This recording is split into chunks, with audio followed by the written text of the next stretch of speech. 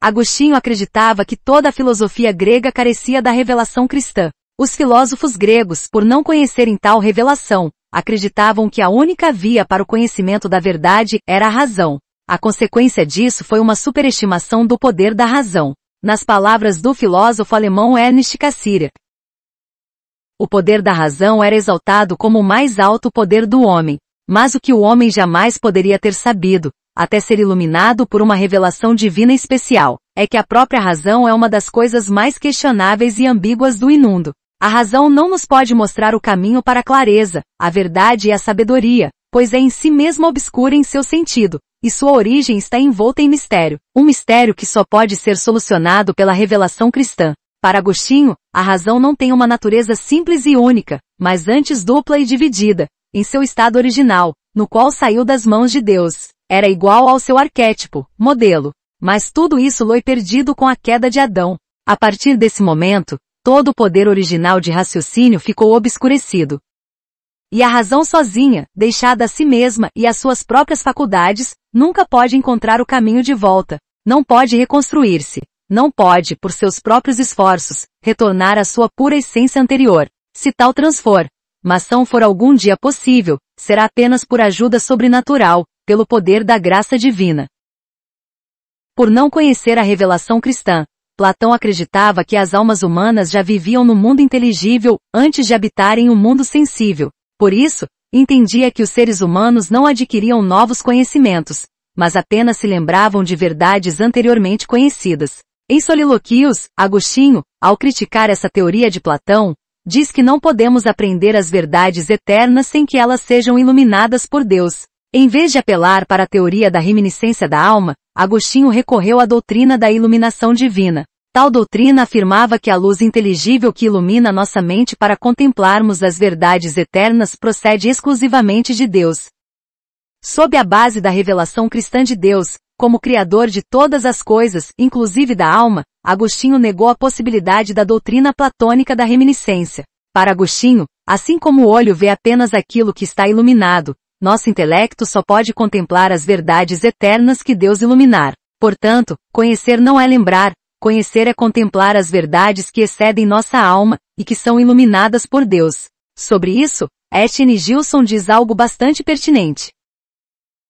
Há no homem, portanto, algo que excede o homem. Já que é a verdade, esse algo é uma realidade puramente inteligível, necessária, imutável, eterna. E precisamente o que chamamos de Deus.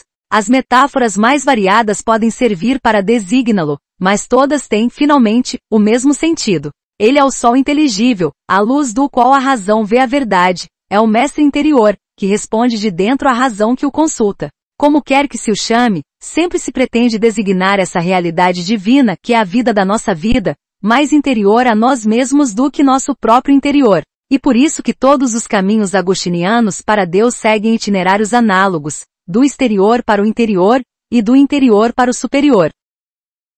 A razão não chega, por si só, à revelação da verdade. Ela depende da ação iluminadora de Deus. A iluminação divina opera sobre as coisas inteligíveis assim como a luz do sol torna visível aos nossos olhos as coisas sensíveis, ou seja, a iluminação divina torna as verdades eternas visíveis à nossa mente. Contudo, o que o intelecto contempla não é nem a iluminação nem tampouco o som inteligível, mas as próprias verdades eternas. A verdade não está em nós, como Sócrates e Platão pensavam. A verdade ser superior, e está além do alcance de nossa mente. E certo que a razão que contempla a verdade está em nós. Porém, a verdade que contemplamos em nosso interior é, de fato, superior a nós mesmos. Por isso, necessitamos de uma iluminação divina que nos torne capazes de apreender, racionalmente, o que transcende a nossa alma, pois nenhuma criatura por mais racional e intelectual que seja pode iluminar as verdades eternas. Em outras palavras, a razão humana não é autossuficiente. Certamente, Deus criou a alma dos seres humanos diferente da alma dos animais. Afinal, Deus deu aos seres humanos um intelecto. Porém, Deus não deu um intelecto capaz de alcançar a verdade sem o auxílio da luz verdadeira. Como podemos notar, Agostinho transformou a busca pela verdade em uma busca pelo conhecimento de Deus. Portanto, é a partir do pensamento agostiniano que a busca filosófica pela verdade passou a ser também uma busca teológica pela verdade. Além do mais, Agostinho situa-se na fronteira entre duas fases filosóficas, o fim da filosofia antiga e o início da filosofia medieval. Ele não é, propriamente, um filósofo medieval, mas se tornou a base sobre a qual se solidificou todo o pensamento medieval. O pensamento na fase medieval é basicamente teológico, e a filosofia é considerada serva da teologia. Nesse período, a busca filosófica pela verdade identificou-se com a busca pelo conhecimento de Deus. O pensador mais notável dessa época foi, sem dúvida, Tomás de Aquino. Sua posição filosófica diferiu-se bastante da de Agostinho. Um dos motivos foi o fato de que Tomás usou a filosofia aristotélica, e não o platonismo como meio para explicar como podemos obter o conhecimento intelectual de Deus e das verdades eternas.